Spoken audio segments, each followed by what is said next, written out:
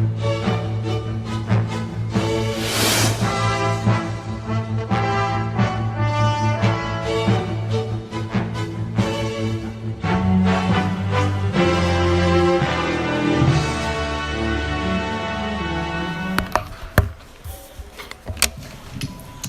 같이 기도하겠습니다.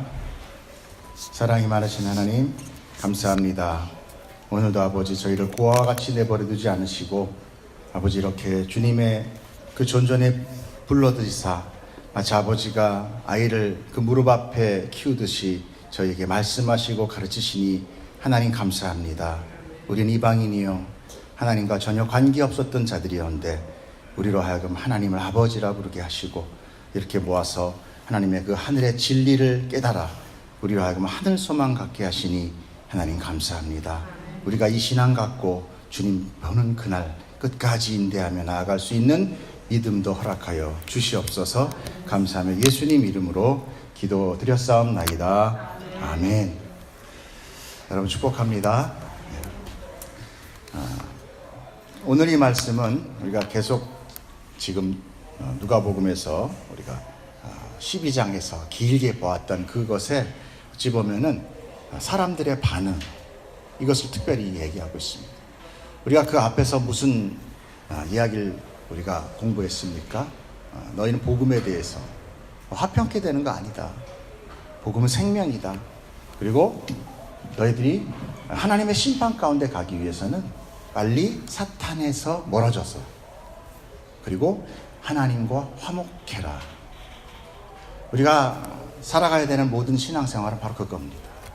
그렇게 심판에 대해서 얘기하니까 이제 오늘 본문이 나타나게 되는 거예요. 특별히 성경은 우리가 13장, 12장 이렇게 나누고 있지만 사실 성경은 장으로 안 나눠져 있습니다. 하나의 두루마리로 되어 있어요. 근데 이것을 편집하고 책으로 만들기 위해서 이렇게 인위적으로 자른 거예요. 그때 여러분 앞뒤 장을 이거 끝났으니까 12장은 끝, 13장은 뭔가 새로웠겠지? 아니에요. 성경은 창세기부터 계시록까지 한 이야기 한다고 그랬죠? 무슨 이야기예요? 예수 그리스도와 십자가의 구원. 그것 빼면 성경이 아닙니다. 특별히 오늘 말씀은 사복음서 중에서도 유일하게 여기 누가복음에만 기록하고 있는 사건입니다. 이 상황은 예수님께서 제자들과 무리들에게 가르치시고 계실 때에 어떤 사람이 와서 예수님께 어떤 충격적인 사건을 알리는 것으로 시작이 되고 있어요. 그 내용은 빌라도가 갈릴리 사람들의 피를 그들의 제물에 섞었다는 것입니다.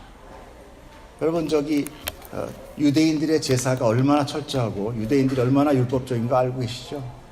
근데 로마 그 군대들이 와서 갈릴리 사람들을 이렇게 피를 섞었다, 제물에다. 굉장히 충격적인 거죠.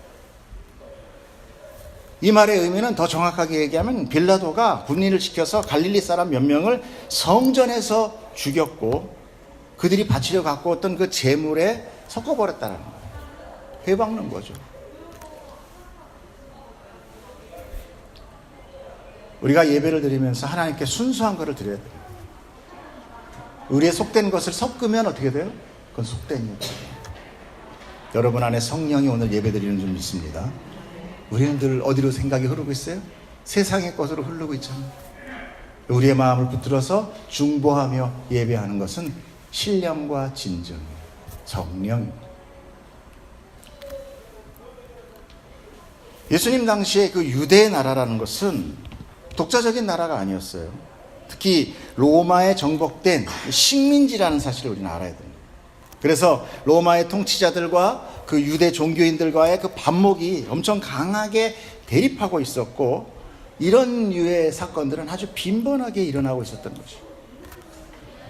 특별히 역사가 요세푸스의 기록에 의하면 어떤 유월절 제사 때에는 3,000명의 유대인들을 제단에다가 바쳐서 짐승들같이 학살했다라는 기록이 있어요. 또한 어떤 유월절에는 무려 2만 명이나 되는 유대인들이 학살을 당했다는 기록이 있습니다. 어떻습니까? 우리가 지금 일제강점기 때 당했던 그런 거와 유대인 동일하게 특별히 종교관에 대해서 로마는 어때요? 태양신을 믿었잖아요. 그래서 그거와 부딪힘이 강했고 이렇게 로마군들이 그들을 핍박했다는 것이죠. 자, 그렇다고 해서 오늘 그 사건이 바로 이 사건이라는 것은 아니고, 시대적인 분위기가 이런 상황이기 때문에 오늘과 같은 사건은 늘 일어나고 있었다는 것이죠. 그러니까 늘 일어나는 일이었어요. 뉴스에 틀면 나오는 이야기들, 교통사고 뭐 이런 것 같처럼. 그런데 어떤 사람들이 와서 왜 예수님께 이 말을 했을까? 그것도 굳이 예수님 앞에, 예수님 막 가르치고 있는데 앞에 와가지고 이야기했다라는 것은 그들의 어떤 의도가 있었다는 것이죠. 그것은 하나님께 예배를 드리러 올라간 사람들에게 어떻게 이런 화가 임할 수 있느냐라는 것이죠. 하나님 보호해 주지 않았다, 또는 그 반대로 그들은 특별한 죄가 있었다, 이런 거죠. 그들이 하나님 앞에 더 특별하게 많은 죄를 지었기 때문에 이런 환난, 이런 사고를 당하게 되었다라는 것을 예수님한테 뭐라 그럴까요? 확인받고 싶었던 거예요. 아까 심판에 대해서 얘기 나왔잖아요. 12장에서 심판받는다, 너희는 풀려나라 뭐 이런 얘기를 하니까, 그럼 저 사람들은 심판받은 거죠? 이런 거죠, 일종의. 사람들이 이런 불행한 죽음이나 이런 사고에 대해서, 특별히 유대 문화에서는 그 당시에 그들의 죄가 더 깊었기 때문이다라는 그런 문화가, 종교적인 문화가 팽배했어요. 그래서 그 욥기서에서도 이 얘기가 나타납니다. 욥기가 불행을 당하여 아내가 죽고 아이들이 다 죽고 재산이 다 탕진되고, 그러니까 친구들이 와서 뭐라 그래요? 위로하나요? 바로 넌 네 죄 때문이야. 네가 하나님 앞에 죄 진 게 있어. 아니야. 이거에 대해 계속 이렇게 서로 간에 이렇게 투쟁하잖아요. 언쟁하잖아요. 욥은 아니라 그러고, 난 하나님 앞에 정죄하다 그러고, 친구들은 그럴 리가 없어. 네가 죄 진 게 분명히 있기 때문에 네가 이런 죄를 받는 거야. 이렇게 이야기하고 있는 걸 우리가 보게 돼요. 물론 사람이 죄로 인하여 벌을 받는 것은 당연한 거죠. 하지만 불행을 당하면 그 사람은 더욱더 특별히 죄를 지었기 때문이라고 생각하는 것. 그래서 불행을 당한 이웃을 위로하거나 그 슬픔을 나누기보다는 오히려 저 사람 역시 뭐 어쩐지 내가 이상했어 뭐 이렇게 정죄하고 비판하며 소외시키는 것이 그 당시의 유대 문화였다는 거예요. 그리고 그런 자기들의 어떤 그런 비판적인 그런 사고를 이제 예수님 앞에서 확증받고 정당화시키고 싶었던 거예요. 왜? 예수님은 그 당시에 아주 유능한 랍비였으니까. 그 당시 랍비는 거의 재판관과 같은 거예요. 사람들은 자기의 우월함을 자기의 노력으로 쟁취하기보다는 옆에 주변 사람들을 헐뜯어서 낮춘 다음에 상대적으로 자신이 우월해지는 것, 이렇게 이거를 증명해 보이려고 하는 것이 인간의 참 악한 본능이에요. 그것이 바로 죄의 습성인 거예요. 그래서 저도 예전에 들었지만, 세상에 출세하려면 어떻게 돼요? 네 주변의 사람들은 밟고 올라서야. 그런 얘기 하잖아요. 밟고 올라서라. 그 얘기는 뭡니까? 뭐 정말 높은 데로 올라가라는 겁니까? 그 사람을 짓밟으라는 거죠. 짓밟아 낮춰서 자기 혼자 우뚝 서야게 된다, 이런 거죠. 주님은 그들의 그런 악함을 아시고 거기에 모든 무리들에게 이제 일가를 하시는 겁니다. 2절 한번 읽어주세요. 시작.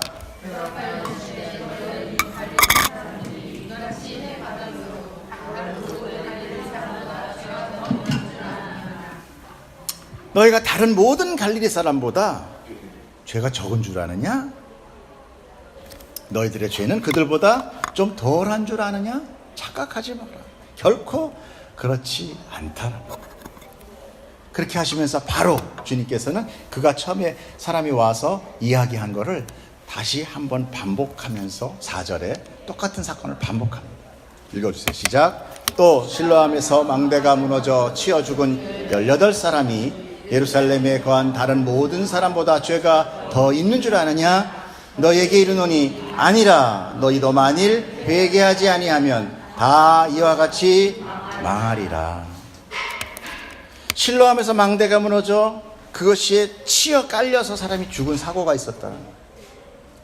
그것이 인재든 그것이 죄든 어찌됐건 사람이 죽은 거예요. 그런데 이 사건마저도 유대인들은 저들은 하나님 앞에 죄를 지어서 저렇게 죽었다라고 이미 소문이 다 돌은 거예요. 주님은 또다시 반복하여 말씀하시죠. 너희도 만일 어떻게 회개하지 않으면 저렇게 망할 것이다. 중요한 건 뭐예요? 회개라는 거예요. 오늘 본문에 나타난 이 죄라는 단어를 앞에와 뒤가 다르다는 것을 여러분 알 수 있어요. 첫 번째 죄는 우리가 보통 아는 그 하마르톨로이라고 해서 범죄하다. 더 정확하게 얘기하면 뭐 관역을 어긴 더 낫다. 어떤 법이 있는데 그 법을 틀어진 것들, 우리가 가야 될 정당한 길이 있는데 다른 길로 가는 것, 이런 것이 하말티아 죄거든요. 그런 범죄라는 뜻이라면, 두 번째 그 실로암 사건, 그 망대 사건에서 나타나는 그 죄는 오페일레타이라고 그래가지고 그것은 뭐냐면 빚을 지다라는 거예요. 빚진 자다. 그러면 하나님 앞에 범죄하는 것은 결국 하나님께 빚을 짓는 것이다 라는 것을 의미하게 돼요. 그러면 이 회개란 무엇이 될까요? 그 빚을 갚는 것이 될까요? 사실 우리의 죄는 하나님께 갚을 수 없는 거예요. 생명을 어떻게 우리가 무엇으로 갚을 수 있어요? 그러나 주님은 우리에게 그 빚에 대해서 회개하라고 말씀하고 계시다는 거죠. 즉 우리가 달려가던 이 세상의 복, 이 세상이 준다는 그 복, 그 이 세상의 빛이라고 하는, 우리가 밝다라고 하는 그것으로 달려가는 그 길로부터 멈춰 돌이켜, 여러분 돌이키는 겁니다. 그 길로 가는데 좀 더 많은 복을 주세요 하는 게 우리의 기도예요. 통상적으로. 그는 회개한 자가 아니에요. 회개한 자는 우리가 달려가는 길을 멈춰서 돌이키는 거예요. 그래서 하늘의 복, 사실 저도 하늘의 복 얘기하지만 저도 하늘의 복이 뭔지 몰라요. 태생부터 세상의 복으로 살아온 우리가 어떻게 하늘의 복을 압니까? 그런데 그 모르는 하늘의 복을 소망하게 되더라는 것입니다. 이게 기적이에요. 여러분 여기 모여서 지금 하늘의 복 달라고 그러는데 무슨 복이에요? 그래서 하나님은 성경을 통하여 이 천국을 뭐라고 얘기합니까? 너희들 생명강이 흐르고 보석이 깔리고 문 하나가 수정 하나씩이더라.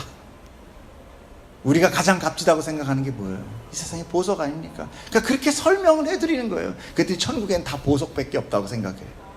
아니 이 땅에 있는 그 돌멩이가 그 하늘에서도 보석이면 그 하늘이나 여기나 다를 게 뭡니까 도대체? 우리가 왜 거기 소망해야 돼요?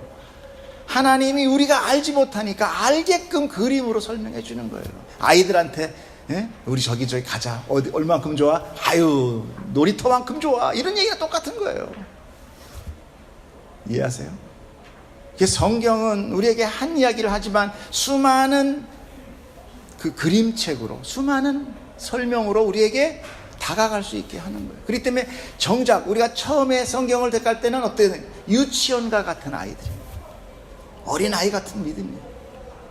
그냥 엄마 손 끌려와서. 그러나 영원히 계속 그렇게만 있으면 절대 복음을 깨달을 수가 없습니다.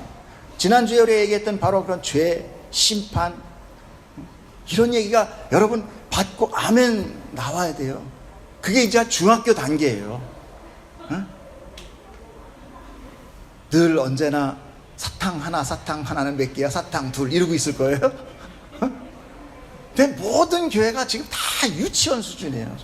복.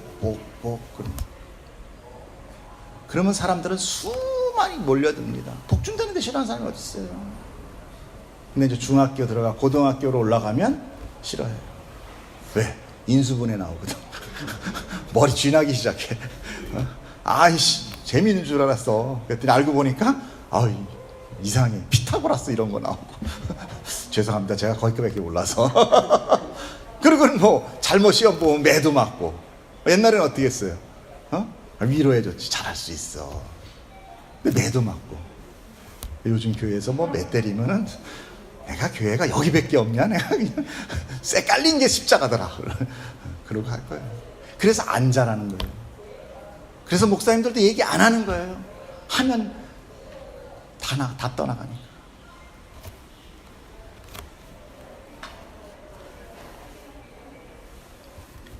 우리의 복은 하늘의 복이고 그 하늘의 복으로 돌이키는 자예요. 그러니까 아무도 없어요, 사실은. 그 누가 세상의 복 싫다 그러면서 하늘의 복을 잡는 사람이 누가 있습니까? 바보지, 바보. 그 교회는 다 바보만 모이는 거예요. 세상에서 봤을 때 다 바보들만 모이는 거예요.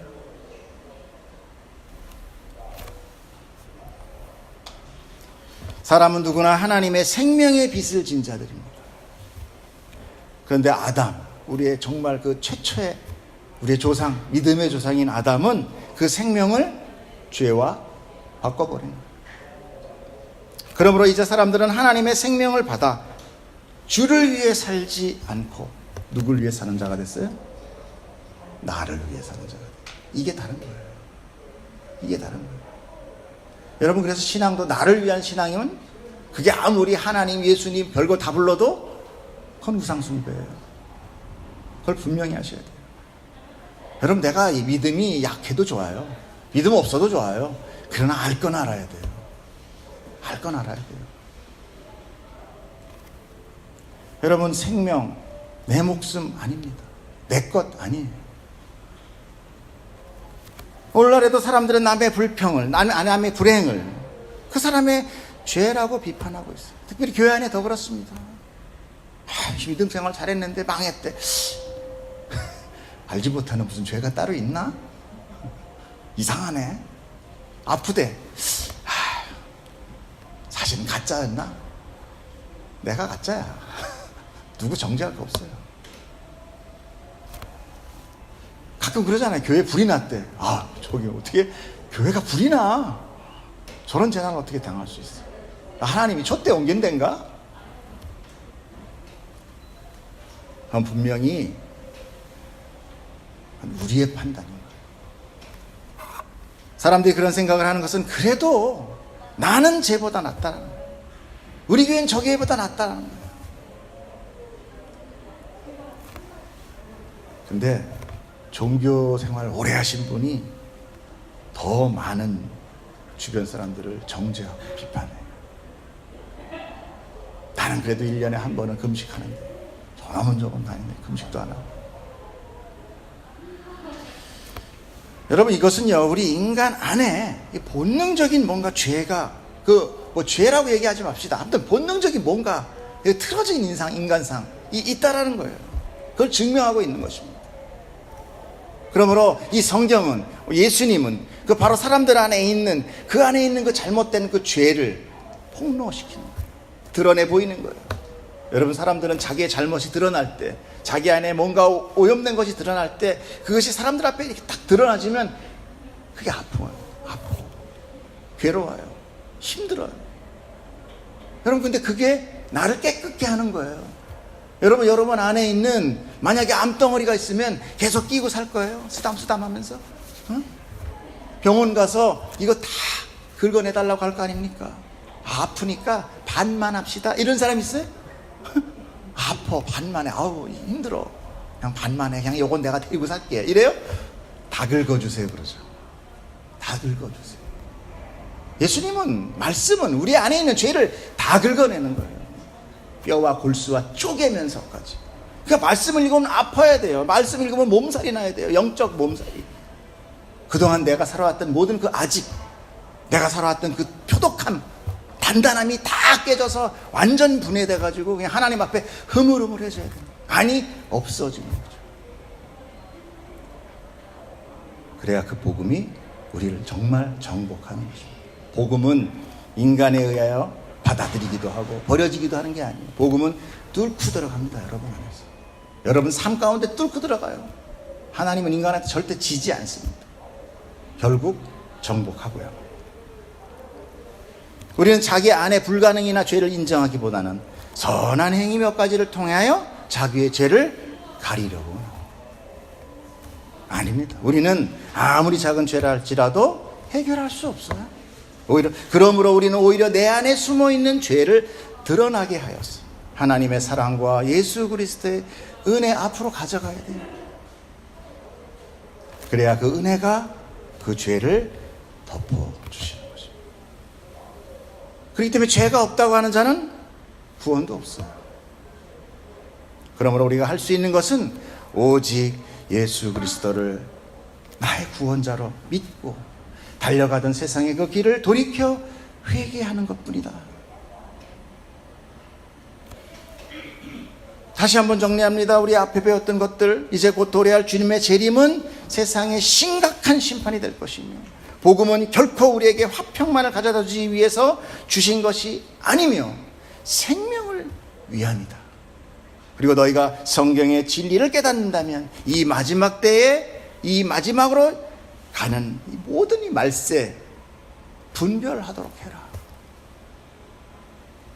그리고 어서 빨리 너를 고발하고 있는 그 사단으로부터 벗어나 하나님과 화목하기를 힘쓰라. 할렐루야.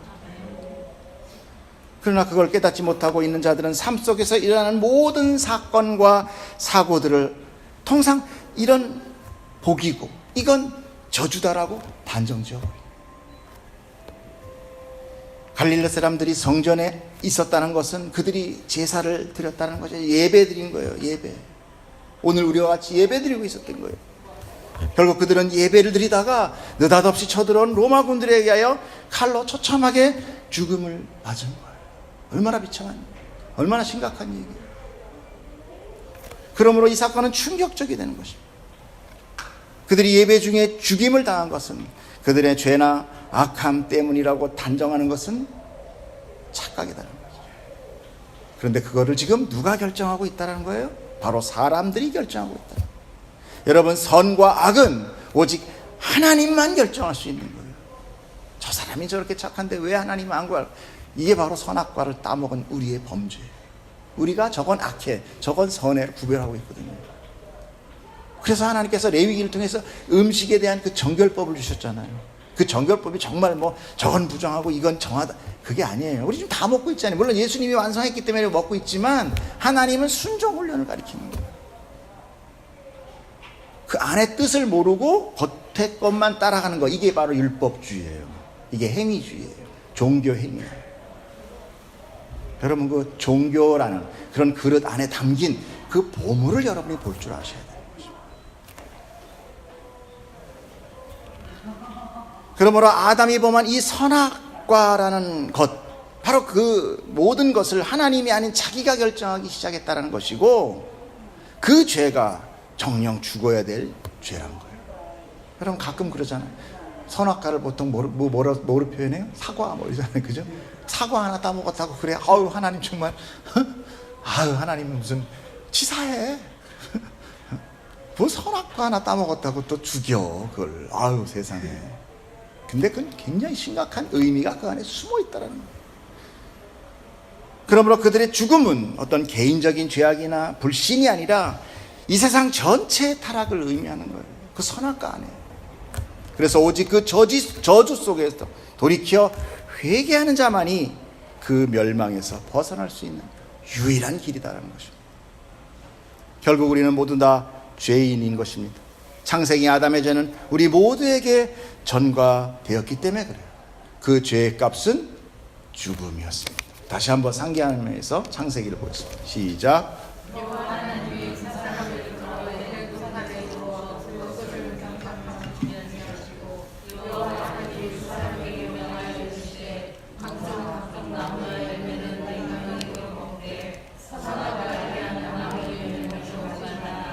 내가 먹는 날에는 반드시 죽으리라 하시니라.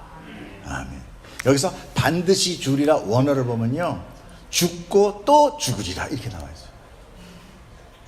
죽고 또 죽으리라. 죽고 또 죽는 게 어디 있어? 죽으면 죽은 거지. 그러니까 완전 멸망을 얘기해요. 완전 멸망. 그러므로 최초의 인간 아담의 죄는요, 인류 전부를 이 죄로 타락시킨 거예요. 그런데 한 가지 이상한 게 있어요. 아담은 선악과를 먹고 죽었어요, 안 죽었어요? 죽었어요, 안 죽었어요? 즉시 안 죽었어요. 죄를 짓고 당장 죽지 않았다는 것입니다. 그런데 진짜 죽었어요, 아니면 살아있어요? 지금 살아있어요? 죽었어요. 그것도 봅시다. 창세기 5장 시작. 아담은 셋을 낳은 후 800년을 지내며 자녀들을 낳았으며 그는 930세를 살고 죽었더라. 그럼 우린 뭐라 그래? 엄청 오래 살았네. 이 930세를 봤다는 거가 막 엄청 부러워. 엄청 부러워. 야, 나도 저렇게 살았으면. 여러분, 오늘날 사람들은요, 장수하기 위해서는 무엇인지 다 압니다. 근데 하나님 보시기에는 그는 뭐예요? 죽은 자예요. 우리가 1년을 살던 1000년을 살던 하나님께서는 그날 죽인 거예요. 왜 그날 죽인 거예요? 베드로후서 봅시다. 시작.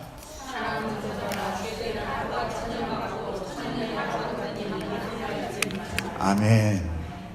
그러면 아담이 정령 죽었어요? 안 죽었어요? 바로 죽은 거예요. 그날 죽은 거예요. 우리는 1000년 넘은 사람 없어. 성경에 보세요. 1000년 넘은 사람 없습니다. 다 1000년 밑으로 죽었어요. 왜? 하루 안에 다 죽였다는 얘기죠.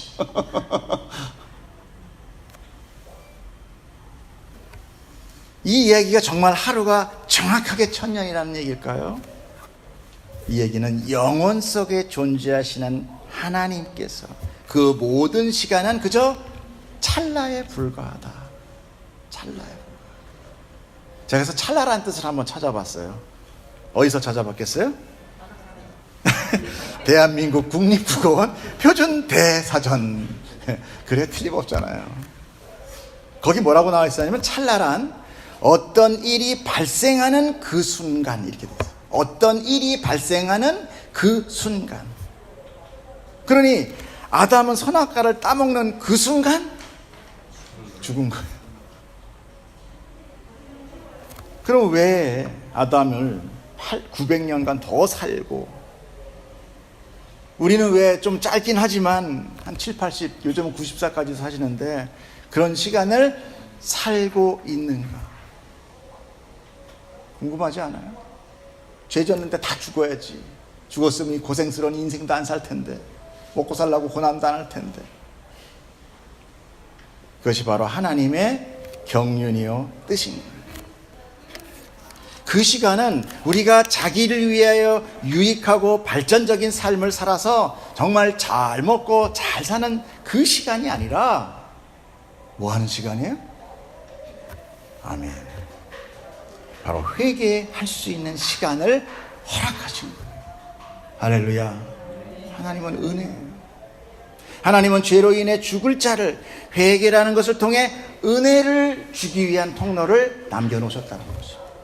바로 그 시간을 우리에게 마지막 비유로 설명해 주시고 오늘 사건을 마무리하고 있습니다. 읽어보세요. 시작.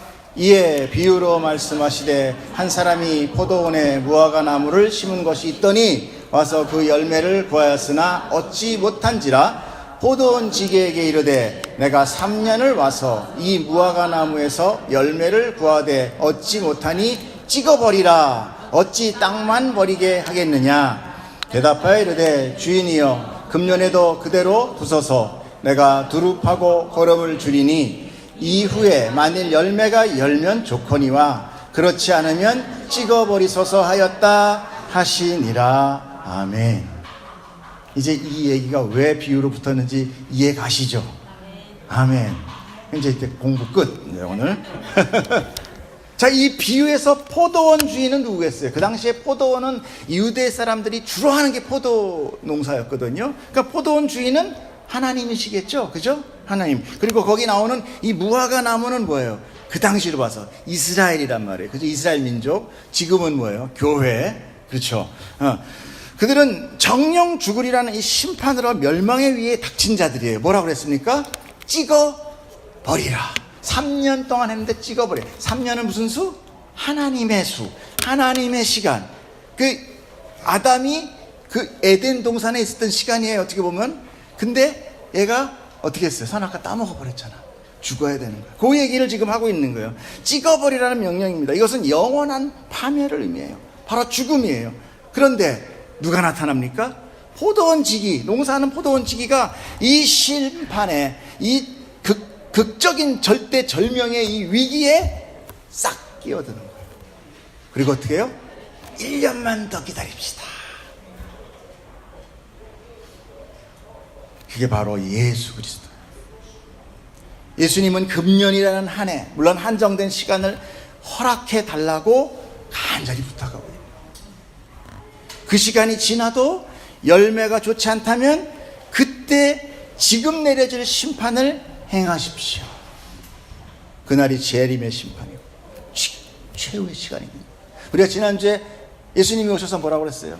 이 땅에 내가 불을 내리러 왔는데 그 불이 이 땅에 탁 닿았으면 얼마나 좋겠느냐. 근데 불 내리려고 봤더니 열매 하나도 없구나. 그래서 내가 그걸 유보한다 이랬잖아요. 그죠? 그 얘기가 또 다시 반복해서 얘기되는 거예요. 이제 그 금년 한 해라는 시간이 교회에게는, 아니 나에게는 이 인생인 거예요. 이 인생. 그리고 신앙생활인 거예요. 이 시간 안에 우리는 좋은 열매를 맺어야 돼요. 좋은 열매가 뭡니까? 뭐예요? 오늘 이 수업 마무리해야 되는데 회개예요. 회개. 여러분, 우리 회개라는 얘기 너무나 많이 해서 그냥 아무렇지도 않게 회개 그래. 그죠? 회개의 의미가 정말 달라요. 회개는 말로 하는 것이 아닙니다. 회개를 한 자는 결코 세상의 가치에 휘둘리지 않는 자. 아, 난 가난해. 아, 난 병들었어. 아, 난 약해. 아, 난 낮은 자야. 이게 누구가 만드는 기준이에요? 성경에 있어요, 그 얘기? 누가 만들었어요? 이 세상이 기준인 거예요. 돈 많어, 잘 사네. 이거 누가 만들었어요? 세상이 만들어요. 근데 우리 전부 거기 부안해동하고 있는 거예요. 예수님 부르고 전부 기준은 거기야. 이게 회개한 거예요? 절대 회개한 거 아니에요. 내가 가난해도, 내가 병들어도, 내가 고아, 과부, 객이 됐더라도 하나님이 나의 은혜가 덮여있으니 나는 하늘을 보고 만족하리라. 여기서 바로 약할 때 강함 대신에 고백이 나타나요. 그러나 우리는 누가 봐도 세상에 휘둘리고 있습니다. 우리는 입으로 회개라고 얘기하면서 예수님을 주님이라고 부르고 있지만 사실 내가 주인이요, 세상이 주는 밥을 더 얻어먹겠다고 서로 치고받는 자들임을 부인할 수 없어요. 나는 죄인입니다. 우리는 죄인입니다. 내가 빚진 자예요. 정죄는 내 안에서 이루어져야 됩니다. 그리고 우리는 매일 매순간 돌이켜 회개해. 한 번 갖고 안 됩니다. 매순간 주 앞에 엎드려 주여, 이 회개치 못하는 자를 불쌍히 여겨 주옵소서. 한번 해봅시다. 주여, 이 회개하지 못하는 자를 불쌍히 여겨 주옵소서. 우리 기도는요, 뭐 더 주세요가 아니라 불쌍히 여겨 주세요. 호산나가 뭐래요? 살려주세요. Save us. 정확히 영어로 얘기해요. 발음이 좀 안 좋죠? Save us. 살려주세요. 호산나 살려주세요. 우리의 기도는 살려주세요. 하나님 살려주세요. 나는 지금 불구덩이에 빠져 있어요. 난 이제 곧 찍어버려야 될 존재. 살려주세요. 그 자만이 예수님의 은혜가 덮어버립니다. 내가 잘나지는 거 아닙니다. 내가 뭐 변화되는 거 아니에요. 여러분, 나 신앙생활에서 변했다 손 들어보세요. 솔직히 얘기합시다. 마무리. 변했어요? 안 변해요. 절대 안 변해. 안 변하는 이 쇳덩어리 오물을 그냥 예수님의 거룩한 옷, 그분이 그냥 덮어버려요. 그 얘기가 어디에서 나와요? 어디서 나와요? 노아의 홍수에서 나오죠. 노아의 홍수 끝난 다음에 노아가 어떻게 했어요? 술 취해서 뻗었죠. 근데 가나안이 째버려요 그러게 했지. 요게 뭐래? 고발하는 자. 여기 누구예요? 사단의 짓을 지가 한 거야, 가나안이. 그런데 그 큰아들 셈하고 가서 어떻게 했어요? 옷으로 덮어버리잖아요. 이게 바로 하나님의 은혜를 모형, 상징으로 보여주는 거야. 너희 이렇게 구원되는 거야. 너희들 잘난 거 하나도 없어. 너희는 내가 회개하라 하지만 회개도 못해. 아무것도 할 수 없는 자야. 근데 내가 그걸 덮어. 택한 자를 덮어. 여러분, 그래서 하나님 우리가 찬양하면서 우는 이유가 뭐예요? 내 서름? 그럼 새끼가 날 버렸어. 이거예요? 사업이 망했어. 전부 내 서름 가지고 울어. 아니에요. 난 아닌데 하나님이 날 덮었대. 주여, 이 은혜가 나에게 주님 넘치나이다. 어찌 나에게 덮습니까? 나는 정말 지옥갈로 맞는데 왜 나를 덮습니까? 저 사람이 더 깨끗한데. 여러분, 이거를 우는 거예요. 그 은혜가 나를 덮는 거예요. 그 자가 구원받은 자. 할렐루야. 여러분, 오늘 여러분의 그 회개치 못하는 불가능한 주님 앞에 은혜 나가는 여러분 되기를 축복합니다. 기도하겠습니다.